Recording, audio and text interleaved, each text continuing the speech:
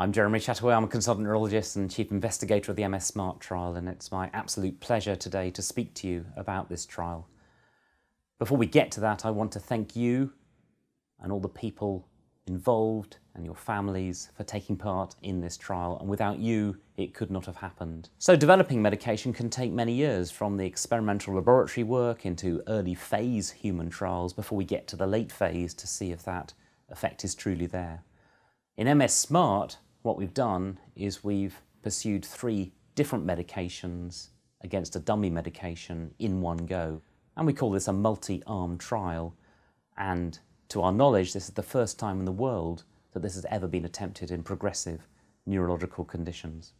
Because these drugs were available for other conditions, we were immediately able to take these into this mid-phase trial. We knew well their safety record, and it enabled a much smoother start to this process. So then, you'll want to know what happened in this trial. It's been a long work over these last 5 years.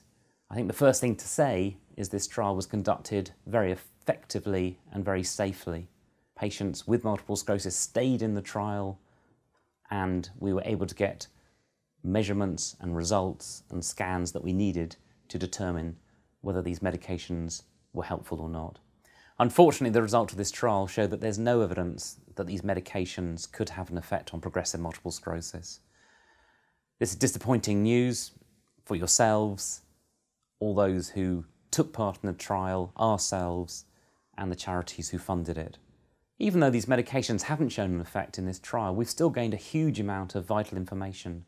For example, we now have a better understanding of the biology of progression in progressive multiple sclerosis. It's told us that these pathways perhaps weren't as important as we thought, and will open up new avenues so that we can develop fresh medications that we can use in the next cycle of trials.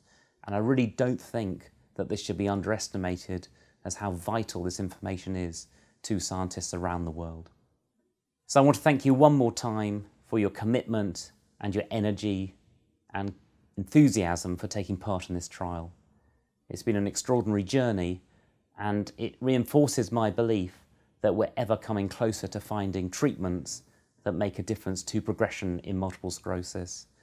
It's by doing this sort of work that we will, sooner rather than later, find those treatments.